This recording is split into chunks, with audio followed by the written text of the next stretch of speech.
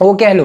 तो अभी तक हम लोग क्या क्या कर चुके हैं, पैकिंग एफिशिएंसी वगैरह वगैरह कर चुके हैं, मतलब एक एटम के अंदर कितने एटम्स प्रेजेंट होंगे उसका हमने बेसिकली एक परसेंटेज निकाल लिया था। एक सिंपल क्यूबिक लैटिस में, फेस सेंटर्ड में, हेक्सागोनल क्लोज पैकिंग में, बॉडी सेंटर्ड में, सब में देख लिया कि एक एटम के अंदर एक यूनिट सेल के अंदर कितने एटम्स आ सकते हैं और परसेंटेज निकाल लिया था कि कितनी जगह वो घेरते हैं और कितनी जगह खाली रह जाती है। अगला जो हमारा टॉपिक है वो क्या है, हम बेसिकली क्या निकालने वाले हैं, डेंसिटी निकालेंगे।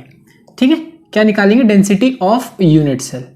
ठीक, तो यूनिट सेल की डेंसिटी निकालते हैं और देखते हैं कि उसकी डेंसिटी कैसे आएगी। सिंपल सी बात है। अब डेंसिटी के लिए तुम्हें सिंपल सी दो चीजें चाहिए। डेंसिटी का अगर फॉर्मूला नहीं पता किसी को तो मैं बता दूं, डेंसिटी इज इक्वल्स टू क्या होता है, मास पर यूनिट वॉल्यूम। ये तो सिंपल सा फॉर्मूला होता है डेंसिटी का। तो वही चीज हम यहाँ पे भी करने वाले हैं, कोई नई चीज नहीं कर देंगे। तो डेंसिटी ऑफ यूनिट सेल कैसे निकालेंगे, सबसे पहले हमें पता होना चाहिए वॉल्यूम। क्या होना चाहिए, पता होना चाहिए वॉल्यूम ऑफ यूनिट सेल। किसी भी यूनिट सेल का हमें क्या निकालना है, वॉल्यूम निकालना है। तो वॉल्यूम कैसे निकलेगा, सबसे पहले तो तुम्हें पता है जो वो होता है वो किस फॉर्म में, ऐसे क्यूबिक फॉर्म में है मान लो। ठीक है, तो उसकी एक साइड कितनी होती है, ए होती है। ठीक है, तो सारी साइड्स ए ए होंगी, तो ए ए ए, यानी जब भी एक क्यूब जिसकी साइड ए है तो वॉल्यूम कितना हो जाएगा उसका, ए क्यूब हो जाएगा। इतनी सिंपल सी बात है, यानी वॉल्यूम तो इतना सिंपल है, बट इंपॉर्टेंट है कि मास कैसे निकलेगा। तो मास निकालने के लिए बड़ा ही सिंपल ट्रिक है। अब उस क्यूब के अंदर कितने एटम्स प्रेजेंट हैं, खैर ऐसे नहीं प्रेजेंट होते, तुम्हें मालूम है, बस तुम्हें समझाने के लिए कि उस क्यूब के अंदर कितने एटम्स प्रेजेंट है वो तुम्हें पता चल जाए तो तुम मास निकाल सकते हो। एग्जाम्पल के तौर पर मान लो एक बॉक्स में 4 क्या रखी हुई हैं, बॉल्स रखी हुई हैं। ठीक है, क्रिकेट जो जिस बॉल से तुम खेलते हो, अब वो क्या नाम है, 4 बॉल रखी हुई है, हर बॉल का वजन तुमसे मान लो बोल दिया 30-30 ग्राम है। ठीक है, मान लिया, पता नहीं है बहुत है नहीं होता, मान लो 30 ग्राम है, वहां पे 4 बॉल्स रखी हैं, तो टोटल वजन कितना है, 30 × 4 120 ग्राम। वैसे ही अगर मुझे एक उसका मास पता हो, अगर एक का मास पता हो और उसको मैं 4 से मल्टीप्लाई कर दूं तो मुझे पूरे पूरे एटम का मास पता चल जाएगा। वही चीज अब हम यहाँ पे करने वाले हैं। ठीक है, कि क्या करेंगे, mass of unit cell, mass of unit cell.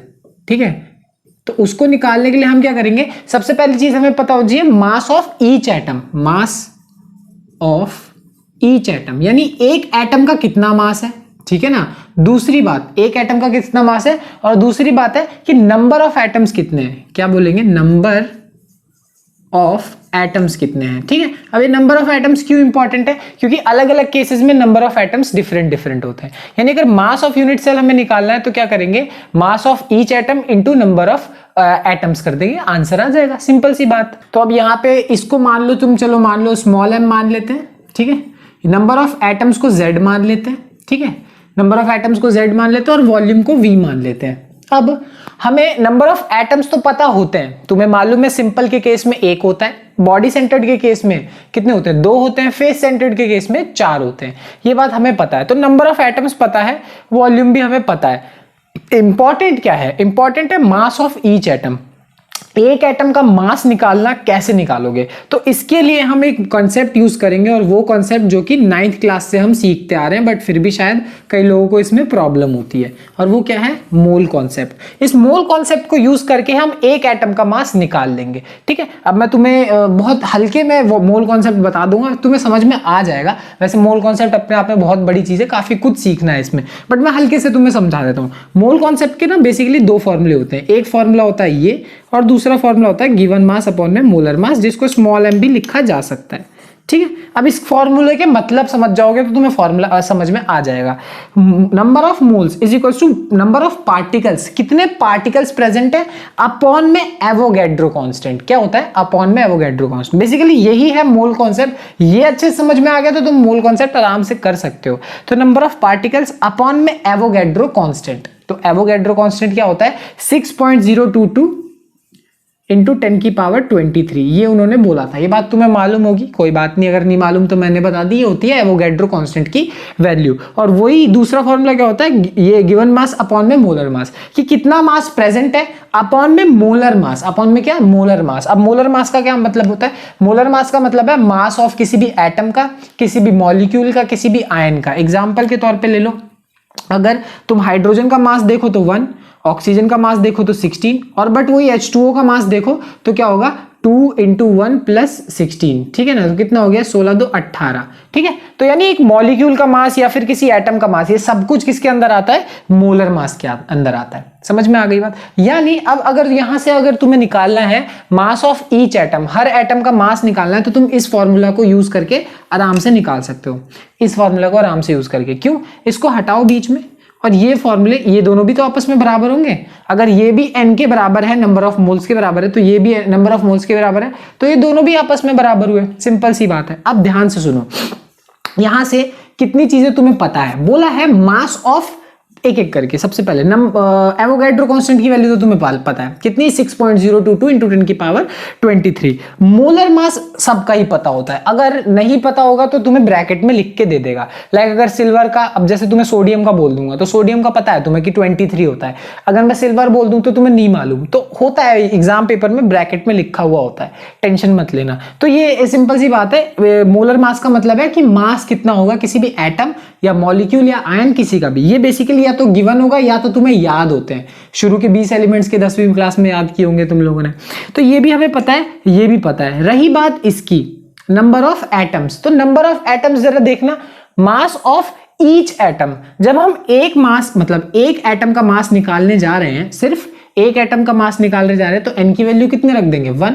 तो यहां से हमारे पास स्मॉल m की वैल्यू कितनी आ जाएगी, कैपिटल M अपॉन में n नॉट। कई लोग n नॉट को Na भी लिखते हैं, अपनी मर्जी, तुम लिखना चाहते हो लिख सकते हो, कोई प्रॉब्लम नहीं है। तो ये है मास। मास कितना, एक एटम का मास, सिर्फ एक एटम का मास इतना होगा। समझ में आ गई बात। यानी अगर तुम यूनिट सेल का मास निकालने जाओगे तो तुम ऐसा लिख सकते हो, स्मॉल m इंटू जेड, और इस स्मॉल m की जगह क्या लिख सकते हो, कैपिटल M अपॉन में n not, capital M upon में n नॉट इंटू जेड, ठीक है। जहां पे अब ध्यान से कंफ्यूज मत होना, कैपिटल M का मतलब है मोलर मास और स्मॉल m का मतलब है किसी भी एक एटम का मास, किसी भी एक एटम का मास। तो ये आ गया मास ऑफ पूरे यूनिट सेल। पूरा जो यूनिट सेल होता है, पूरा जो डब्बा होता है, उस पूरे डब्बे का मास हमारे पास आ गया।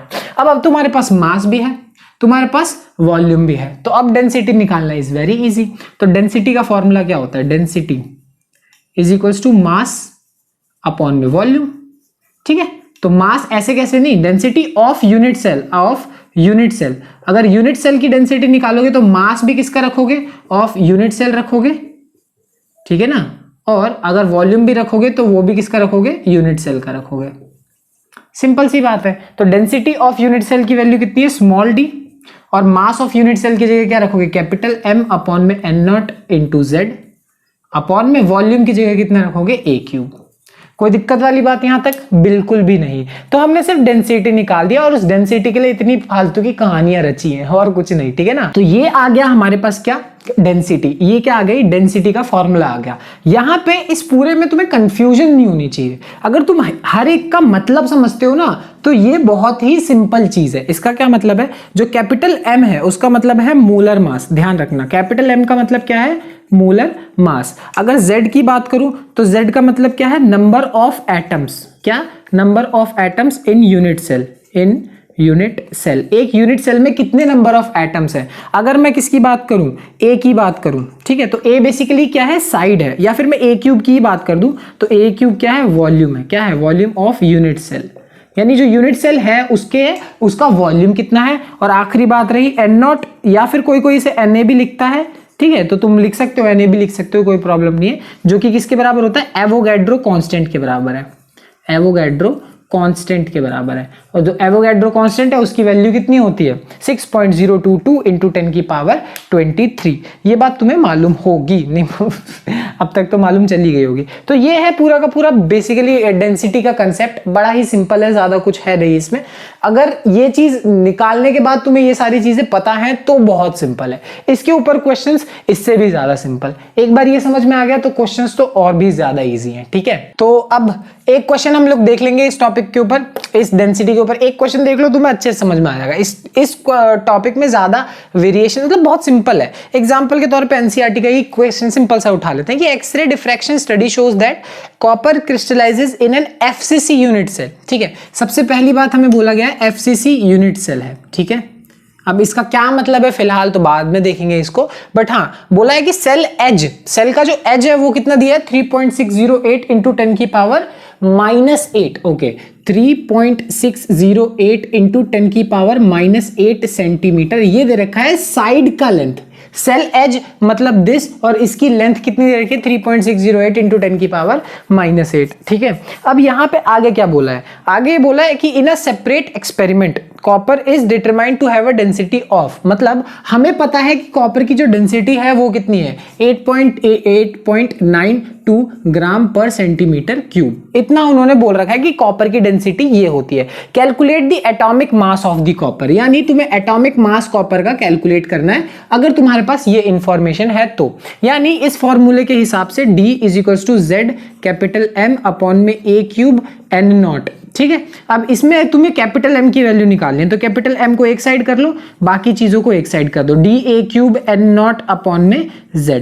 ठीक है, अब यानी अगर तुम्हें कैपिटल A की वैल्यू निकालनी है तो तुम्हें D चाहिए, D है तुम्हारे पास, तुम्हें A क्यूब चाहिए तो A क्यूब की जगह A है उसका क्यूब कर दोगे A आ जाएगा, A क्यूब आ जाएगा। N नॉट जिसकी वैल्यू हमेशा कितनी होती है 6.022 इंटू 10 की पावर 23। ठीक है ना, रही बात Z की, अब Z हमें नहीं पता कि Z क्या होता है, तो इस Z की वैल्यू भी हमें इस क्वेश्चन में गिवन है, और वो कहां से दी गिवन है, इससे FCC unit cell, FCC unit cell बोला है, और हमें पता है कि number of atoms in an FCC unit cell कितने होते हैं 4।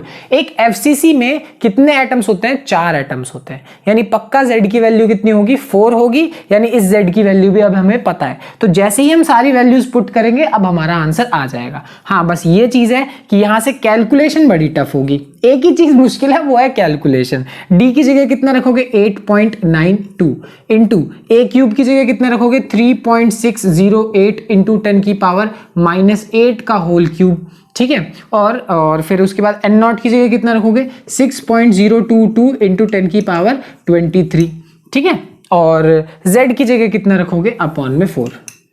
अब यहां से मैथ है, तुमने 11th क्लास में वैसे इतना सीख लिया होगा कि 11th क्या कहते हैं कैलकुलेशंस जो होते हैं केमिस्ट्री में वो काफी टफ होती है, तो यहां से सिर्फ मैथ है। खैर, इसको कैलकुलेट करने की भी अपनी अपनी ट्रिक्स होती हैं, अगर तुम्हें वो सीखनी है तो उसके लिए कभी और बात करेंगे, बाकी इसको सॉल्व करना आगे सारा का सारा काम है, जहां से हम कैपिटल M मतलब molar mass of the carbon निकाल सकते हैं। ठीक है, तो इसको सॉल्व करने के बाद कितना आंसर आएगा, कितना आएगा 63.1, कितना आ रहा है 63.1। ठीक है, आई अग्री कि इसको सॉल्व करना मुश्किल है, इसका कैलकुलेटिव पार्ट मुश्किल है, मुझे भी करने में थोड़ा समय लगेगा, आई अग्री, बट यहां तक पहुंचने का जो काम है वो मुश्किल नहीं है। वो अगर तुम्हें मुश्किल लग रहा है तो तुम्हें ये कंसेप्ट समझना पड़ेगा, तो वो मुश्किल नहीं है, इसको कैलकुलेट करना मुश्किल है, जो कि मैं सिखा सकता हूं तुम्हें आराम से। इसकी बहुत सिंपल ट्रिक है, बट उसके लिए बस एक ही चीज तुम्हें आनी चाहिए, वो है पेशेंस। कभी सीखेंगे और, ठीक है ना। तो फिलहाल के लिए इतना, आज की क्लास के लिए इतना, जहां हमने डेंसिटी के बारे में बात करी, और इस क्वेश्चन के बारे में मतलब इस फॉर्मूले के बारे में एक और मैं चीज तुम्हें बता दूं। जैसे तुमने देखा ये फॉर्मूला डेंसिटी का है, बट इस फॉर्मूले को यूज करके हमने मोलर मास निकाला। मतलब इस पूरे के पूरे फॉर्मूले में तुम्हारे पास एक D है डेंसिटी, एक तुम्हारे पास नंबर ऑफ एटम्स है, मोलर मास है, A है और N नॉट है। अब इसकी वैल्यू तो हमें हमेशा पता होता है, ठीक है, बट हो सकता है तुम्हें इसकी वैल्यू भी निकालने के लिए बोल दे। इसका क्या मतलब है, तुम्हारे पास 5 क्वांटिटीज हैं। कितनी क्वांटिटीज हैं? 5 क्वांटिटीज हैं। तुम्हें कहीं ना कहीं किसी ना किसी तरीके से बाकी की 4 क्वांटिटीज क्वेश्चन में गिवन होंगी। 4 क्वांटिटीज गिवन होंगी, चारों को फॉर्मूले में डालना है और आंसर निकालना है। इन क्वेश्चंस का सिंपल यही रूल होता है, सिर्फ इसी रूल से ये क्वेश्चन सॉल्व हो जाते हैं। हर क्वेश्चन ऐसे ही सॉल्व, किसी में थोड़ा बहुत घुमा फिरा होगा बस, और उससे ज्यादा कुछ नहीं।